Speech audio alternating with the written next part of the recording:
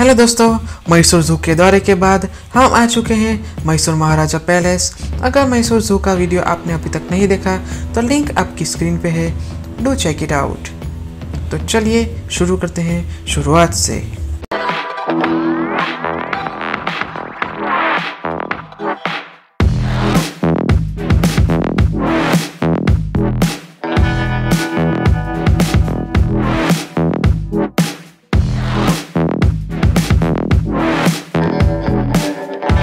Palace में 4 प्रवेश द्वार है।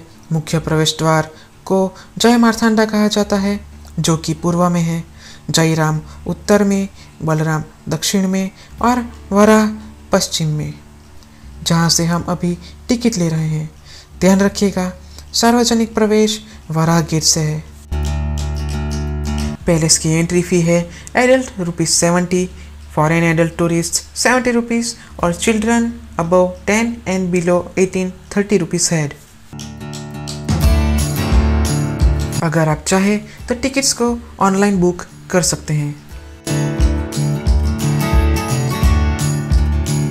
पैलेस की एंट्रेंस टाइमिंग है सुबह 10 बजे से शाम 5:30 बजे तक। पैलेस की इल्यूमिनेशन टाइमिंग्स है संडे और पब्लिक हॉलीडेज को शाम 7 बजे से 8 बजे तक। मैसूर पैलेस एक ऐतिहासिक महल है और भारतीय राज्य कर्नाटक में मैसूर में शाही निवास है। मैसूर साम्राज्य की जीवंत मिसाल और इसके लोगों की अटूट भावना है मैसूर महाराजा पैलेस, जो आज भी अपने अतुलनीय सौंदर्य और अपार शक्ति के साथ हर प्रवासी को मंत्रमुग्ध कर देता है। मैसूर शहर के बीचों बीच प्रभावशाली तरीके से खड़ा यह महल भारत के सबसे बड़े महलों में से एक कहा जाता है। मैसूर महल मैसूर के शाही परिवार वोडियार का आधिकारिक निवास है। ताजमहल के बाद 6 मिलियन से अधिक वार्षिक प्रवासियों के साथ मैसूर पैलेस अब भारत के सबसे प्रसिद्ध पर्यटक आकर्षणों में से एक है। यह पैलेस को अम्बा विलास पैलेस के रूप में भी जाना जाता है। वर्तमान संरचना मैसूर महल का चौथा संस्करण है। यह प्रख्यात ब्रिटिश वास्तुकला हेनरी इरविन द्वारा डिजाइन किया गया था और 1912 में रानी रीजेंट कैंपन जन्मनमनी वाणी विलास सानिधाना की देखरेख में पूरा किया गया था। मैसूर महल का इतिहास 14वीं शताब्दी का है, यानी कि 14th सेंचुरी का, जब पहली संरचना रखी गई थी। ऐसा कहा जाता है कि मैसूर के शाही परिवार का पहला मैसूर पैलेस ऑफ वॉडियर्स लकड़ी के साथ बनाया गया था, जो दुर्भाग्य से 1638 के वर्ष में बिजली की चपेट में आ गया था।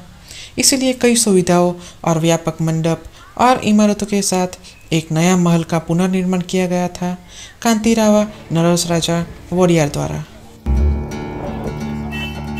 पुनर्निर्मित महल में शानदार वास्तुकला और मनोरम दिखता था। हालांकि यह भी चिक्का देवराज वोडियार की दुर्भाग्यपूर्ण मृत्यु के रूप में अल्पकालिक था, जिससे राज्य में राजनीतिक अस्थिरता का दौर शुरू हुआ। यह 18वीं शताब्दी के दौरान था, जब मैसूर पैलेस पर टीपू सुल्तान ने कब्जा कर लिया था, जो हैदर अली का बेटा था। इस अवधि के दौरान महल का पूरी तरह से अनादर किया गया था और उसे बिगाड़ दिया गया था। हालांकि बाद में टीपू सुल्तान की मृत्यु के साथ मैसूर के शाही परिवार ने फिर से राज्य और महल का नियंत्रण हासिल कर लिया। 1799 में 5 साल के कृष्णराज वोडियार 3 ने सिंहासन पर कब्जा कर लिया और राज्याभिषेक समारोह के तुरंत बाद मैसूर पैलेस के नवीकरण के लिए एक नया आयोग पारित किया गया था। नया ढांचा, जो मूल महल का तीसरा संस्करण था, यानी कि तीसरी बार बनावट किया गया था, जो 1803 में बनकर तैयार हुआ था। इसे हिंदू आर्किटेक्चरल स्टाइल में डिजाइन किया गया था। हालांकि 1897 में महल को फिर से एक दुर्भाग्यपूर्ण घटना का सामना करना पड़ा। राजकुमारी जय लक्ष्मणी की शादी के दौरान, जो कि चामराजा वोडियार की सबसे बड़ी बेटी थी, महल में आग लग गई और पूरी तरह से जल गया। इसके बाद इसे महारानी रिंजेट कैंपन जन्मनी वाणी विलास सानिधाना में स्थानांतर कर दिया गया, जिन्होंने एक ब्रिटिश वास्तुकार हेनरी इरविन को मैसूर महाराजा पैलेस का निर्माण करने का काम सौंपा, जो अब वर्तमान भवन है। महल का यह चौथा ढांचा 1912 में बनकर तैयार हुआ था और तब इसकी लागत यानी कि इसकी कीमत लगभग 41,47,913 रुपीस थी। यह कृति मैसूर साम्राज्य, इसकी परंपराओं और वॉडियर परिवार को सम्मान देने के लिए बनाई गई थी। अब जब हमने टीपू सुल्तान का जिक्र किया ही है तो आपको कहना चाहूँगा, अगर आपने दरिया दौलत बाग नहीं देखा तो कोई बात नहीं, do check out my detail tour video of Daria Daulat बाग। ये पैलेस आपको काफ़ी फैसिलिटीज़ प्रदान करता है। क्लीन एनवायरनमेंट, नेत्रहीन टूरिस्ट के लिए Braille guide, government approved guides, tourist को मैसूर पैलेस की जानकारी देने के लिए, बैटरी ऑपरेटेड व्हीकल चारों ओर से पैलेस का दौरा करने के लिए, photography without flash is allowed, free BSNL wifi to tourist, free cycle facilities tourist के लिए, अंदर गार्डन और पैलेस की सैर करने के लिए, free wheelchair facility, free stand for footwear, hygienic toilet facility, drinking water facility etcetera.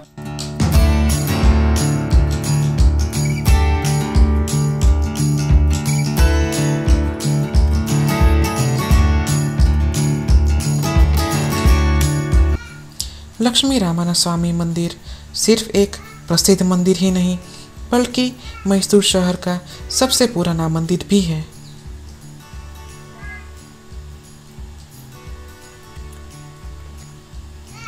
Lakshmi रमण का अर्थ है देवी लक्ष्मी भगवान विष्णु के प्रिय देवता है। दिलचस्प बात यह है कि मंदिर को कृष्णराजा वोडियार 3 के राज्याभिषेक का स्थल कहा जाता है।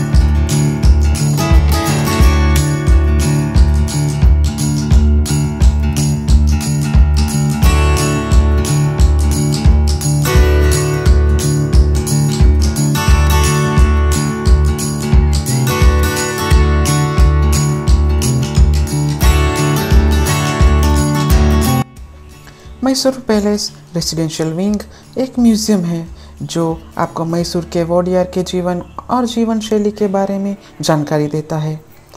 यह निजी आवासीय संग्रहालय है। यह म्यूजियम मैसूर पैलेस से जुड़ा हुआ है और पैलेस के पुराने हिस्से में स्थित है। मैसूर राज परिवार के वारिस श्रीकांता दत्ता नरसिम्हराजा वोडियार ने इस म्यूजियम की स्थापना की है।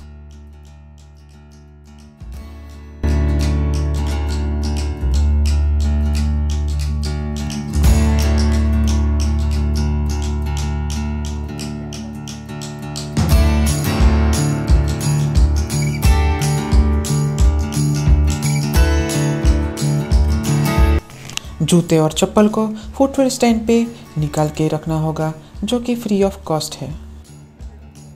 मैसूर पैलेस अनमोल राष्ट्रीय खजाना है और एक राज्य का गौरव है। मैसूर महाराजा पैलेस मैसूर के प्रसिद्ध वोडियार महाराजा की गद्दी है। महल को अब एक म्यूजियम में बदल दिया गया है, जिसमें स्मृति चिन्ह, पेंटिंग, आभूषण, शाही पोशाक और अन्य सामान है जो कभी वोडियर्स के पास थे। यह कांच और दर्पण का बहुरूप दर्शक है। शानदार ढंग से ये सजाए गए हैं और जटिल नक्काशीदार दरवाजे शानदार ढंग से सजाए गए कमरों में खुलते हैं।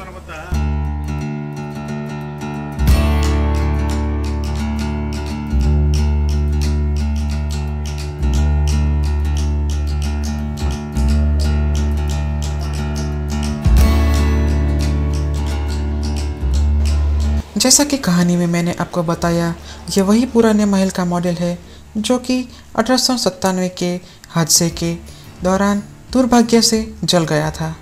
मॉडल के ठीक बाजू में चामुंडेश्वरी महोत्सव की मूर्ति है, जो कि जिसे आप दशहरा को जुलूस में देख सकते हैं। मैसूर दशहरा को कर्नाटक के राज्य उत्सव के रूप में मनाया जाता है, जिसे कन्नड़ में नड़हब्बा कहा जाता है। यह क्षेत्र 19वीं और 20वीं शताब्दी की गुड़िया की एक गैलरी है। मंडप में भारतीय और यूरोपियन मूर्तिकला का एक अच्छा संग्रह भी है। यह सब Italian marble neo classical statues है, जो कि ब्रिटिशर्स द्वारा महाराजा को उपहार के तौर पर मिली है।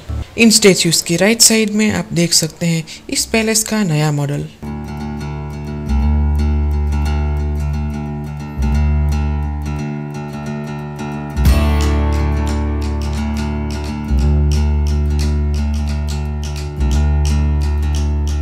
ये है वीणा गणेशा, जो कि यहाँ के अलावा सिर्फ जोधपुर पैलेस में देखे जाते हैं।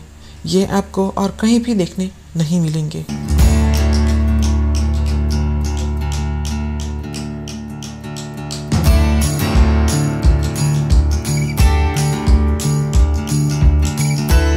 यह राजस्थानी मार्बल से बनी आइडल्स इटालियन आइडल्स से भी ज़्यादा पुरानी है, जिसे देख के आप बिल्कुल जान नहीं पाएंगे कि ये सदियों पुरानी आइडल्स है। ये काफ़ी सुंदर है।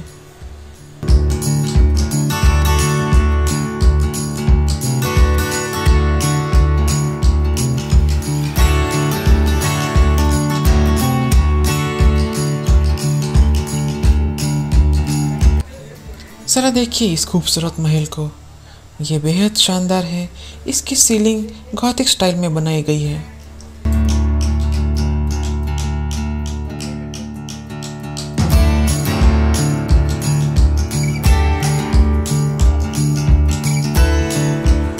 The first battalion Mysore infantry का आर्ट जो आप सामने देख सकते हैं। क्या आपको पता है, पर्ल हार्बर पर हमले से पहले 8 दिसंबर 1941 की आधी रात के बाद मलाया का जापानी आक्रमण शुरू हुआ। यह प्रशांत युद्ध की पहली बड़ी लड़ाई थी और ब्रिटिश भारतीय सेना और जापान के साम्राज्य की जमीनी सेना के बीच लड़ी गई थी, जिसमें पहली बटालियन मैसूर इन्फेंट्री ने 8वीं भारतीय इन्फेंट्री ब्रिगेड के हिस्से के रूप में कोटा बहरू की लड़ाई के दौरान एयरफील्ड सुरक्षा के कर्तव्यों में काम किया था। ये सारी तस्वीरें दशहरा के शोभा यात्रा की है, जिसे कैनवास ऑयल पेंटिंग से बनाया गया है। ब्लैक एंड वाइट फोटो में से इसे कलरफुल बनाया गया है और ये सभी पिक्चर्स काल्पनिक नहीं है, असली फोटोस है। इन तस्वीरों में आप 3D और 2D इफेक्ट्स देख सकते हैं और ये पेंटिंग्स पूरे 6 आर्टिस्टों ने मिलकर बनाई है, जिसको पूरा करने में पूरे 13 वर्ष लगे।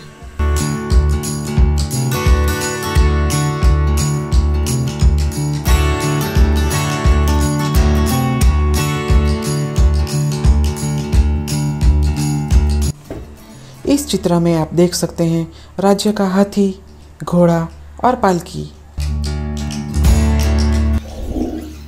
इस पिक्चर में आप देख सकते हैं महाराजा के बॉडीगार्ड्स और घोड़े पे सवार बैंड बाजों को।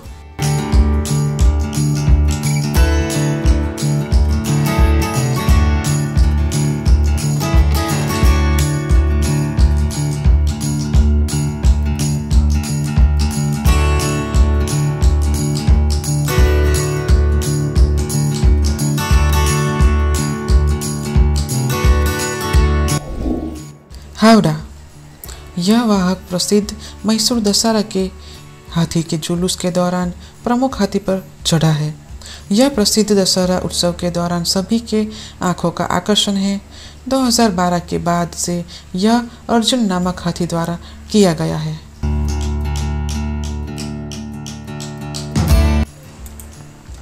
यह अष्टकोणीय मंडप को मैरिज हॉल भी कहा जाता है और यहाँ मैसूर शाही परिवार के वंशज निजी समारोह का आयोजन करते हैं और दशहरा का उत्सव के दौरान इसी पर बैठते हैं।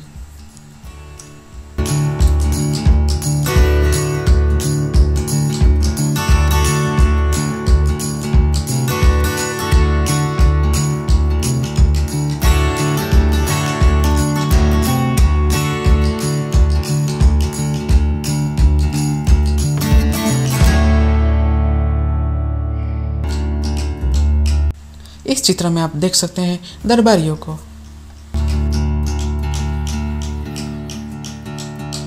ये दरवाजे काफ़ी लाजवाब है। हर दरवाजे के ऊपर आप माँ लक्ष्मी को देख पाएंगे। ये टेकवुड से बने हैं और इन्हें साल में एक बार पॉलिश किया जाता है।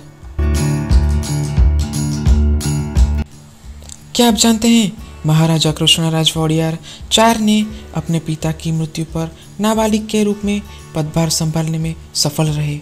उन्हें आधुनिक भारत के सबसे प्रबुद्ध शासकों में से एक माना जाता है। उन्हें मैसूर को एक बड़ी रियासत में बदलने का श्रेय दिया जाता है और उन्हें उनके शासनकाल को अक्सर मैसूर का सुवर्ण युग कहा जाता है।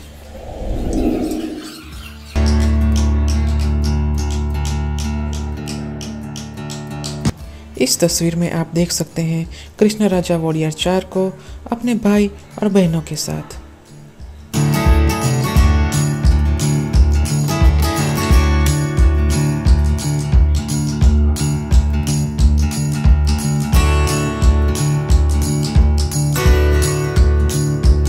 ये तस्वीर है वाणी विलास सनिधाना जी की।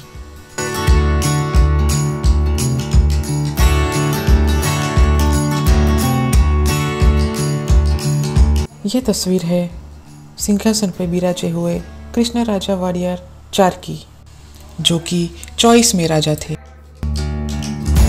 ये तस्वीर है श्री कांतेरावा नरसिम्हराजा वोडियार की, जो कि कृष्णराजा वोडियार 4 के भाई थे, जिनके नाम से श्री कांतेरावा स्टेडियम भारत के बेंगलुरु में एक बहुउद्देशीय स्टेडियम है।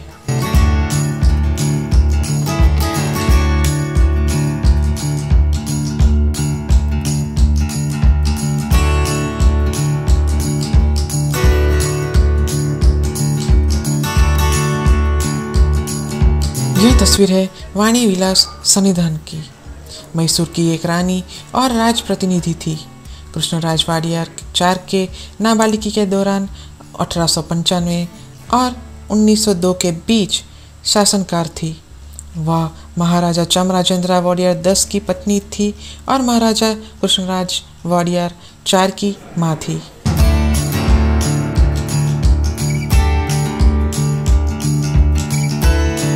ये तस्वीर है चामराजेंद्र वोडियार, जो 23 में राजा थे और कृष्णराजा वोडियार 4 के पिता।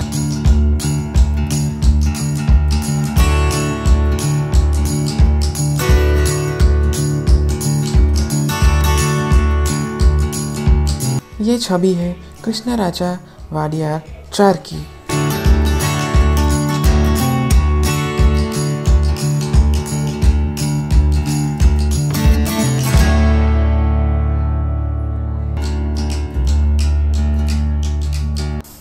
इस छवि में आप देख सकते हैं जयचामराजा वोडियार के उपनयनम या पवित्र धागा समारोह की रस्म तब की जाती है जब कि एक हिंदू लड़का 7 वर्ष की आयु प्राप्त करता है। उपनयन संस्कार एक लड़के के जीवन में एक युग के अंत और दूसरे में दीक्षा का प्रतीक है।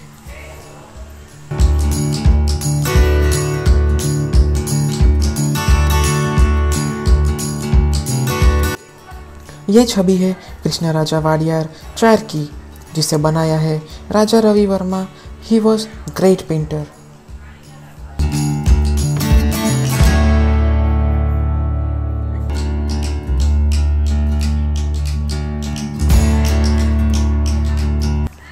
यह पिक्चर है क्वीन अलेक्जेंड्रा की, जो कि वुडन बेस पे है और जिसे पीओपी और असली सोने से जड़ी हुई है।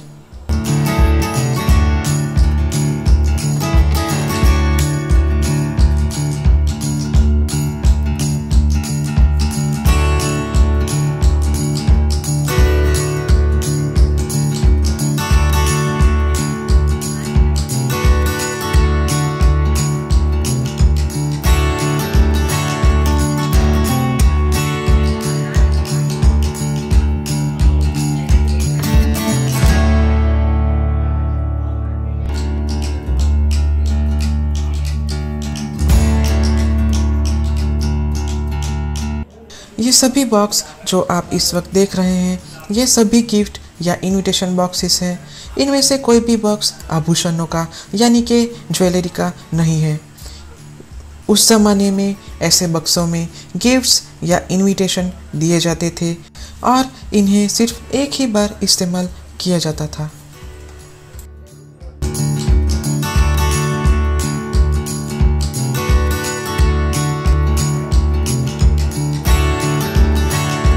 यहाँ की वास्तुकला अद्भुत और मुख्य है। ज़रा देखिए ये बड़े से आकर्षक डिज़ाइन से बने हुए हॉल को, है ना ये अद्भुत।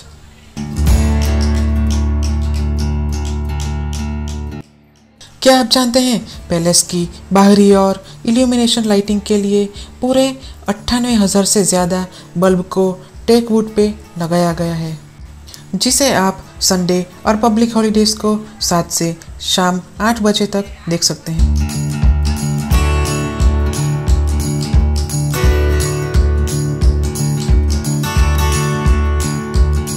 दीवार पर लगी हुई सभी टाइल्स इंपोर्टेड इटालियन है। फर्श की सभी टाइल्स इंग्लिश यानी कि इंग्लैंड की है।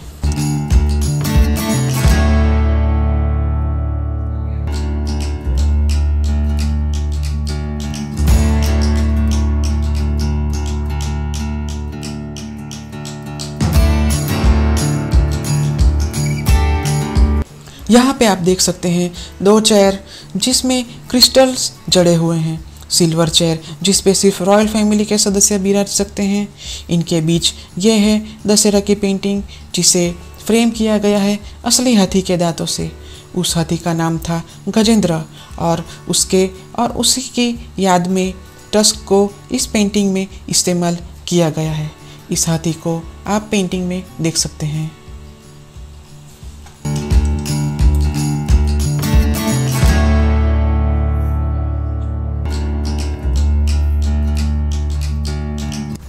यहाँ के आलीशान दरवाजे काफ़ी अद्भुत है और इनकी कारीगरी का बेहतरीन नमूना है। जैसा कि मैंने पहले भी आपको कहा, हर दरवाजे के ऊपर गॉडेस लक्ष्मी को दिखाया गया है। ये दरवाजे टेक वुड से बने हैं और काफ़ी शानदार है।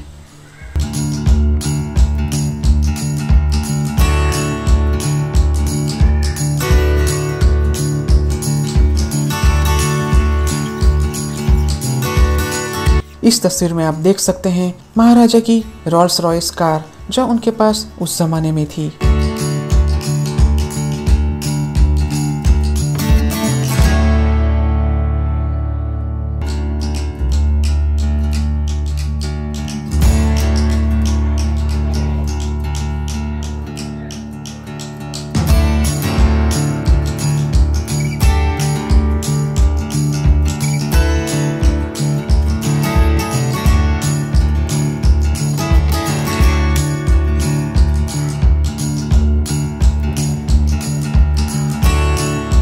यहाँ आप देख सकते हैं श्री राम, माता सीता, लक्ष्मण जी को और हनुमान जी को। इस आइडल्स को मलेशिया ने राजा जी को उपहार के तौर पे दिया है और आज भी नवरात्रि के दौरान इन आइडल्स का पूजा में शामिल किया जाता है। ये है गोल्डन अंबारी। यह स्वर्ण अंबारी जो दशहरा का मुख्य आकर्षण होती है। माँ चामुंडी को इसी में पूरी शोभा यात्रा के दौरान बिठाया जाता है। यह अंबारी 750 किलो की है और इसमें करीब 80 केजी का सोना जड़ा हुआ है।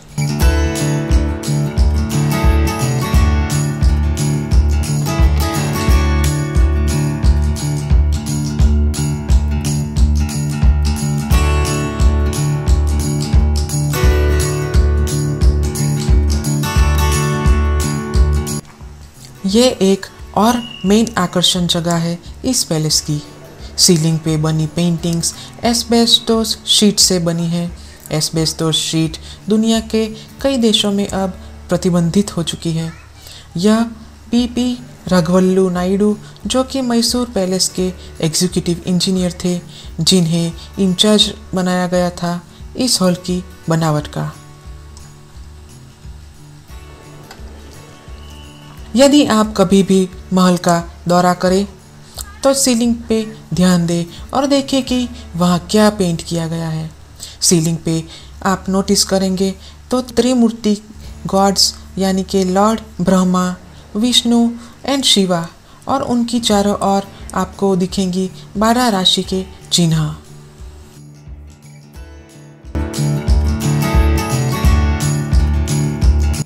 यहाँ पे दिखने वाला हर एक झूमर इटालियन है।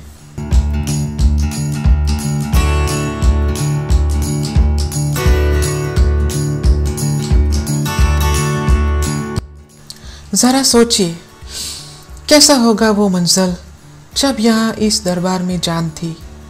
मतलब जान इसमें अब भी है, पर अब ये इतिहास का एक हिस्सा बन चुकी है। मैं बात कर रहा हूँ तब की, जब यहाँ सभा समारोह होते थे, जब राजा प्रजा ये सब एक सपने जैसा लगता है।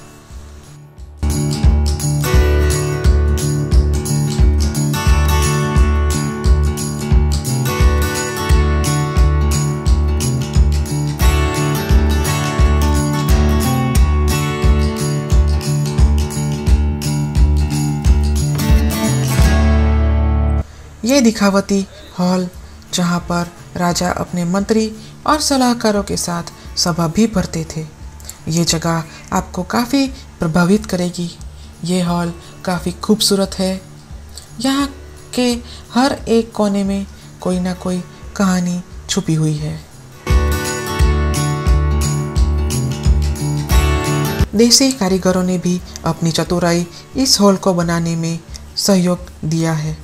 ज़्यादातर इसमें लकड़ी की जगह पत्थर और लोहे के सामान का उपयोग किया गया है, ताकि फिर कोई आग लगने से शोकपूर्ण घटना ना घटे।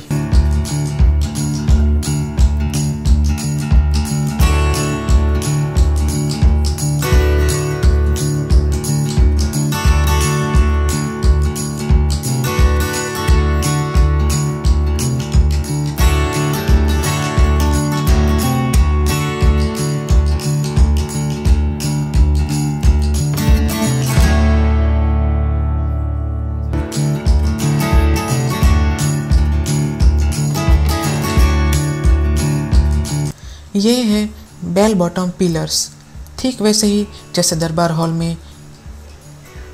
यहाँ पे आज भी नवरात्रि के दौरान पूजा की जाती है।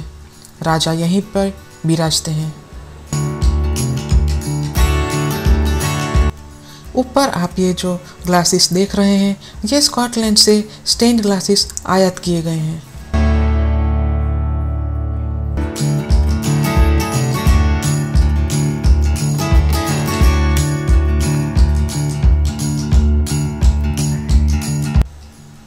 इस लाजवाब सीलिंग को देखिए।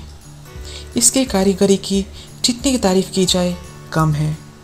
मैंने ऐसी कारीगरी आज के ज़माने में भी कहीं नहीं देखी।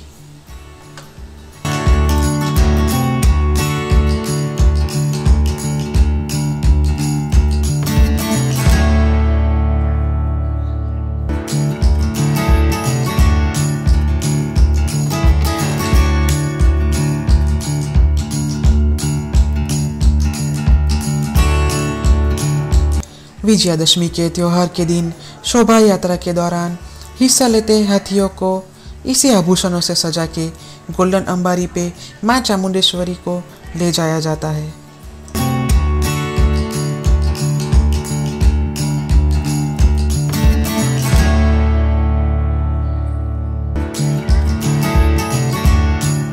यहाँ आप देख सकते हैं पंच कलश को। मंदिर के कलश धातु या पत्थर से बने हिंदू मंदिर के मीनार के मस्तक पे होते हैं। Check out this beautiful tree surrounded with big leaves.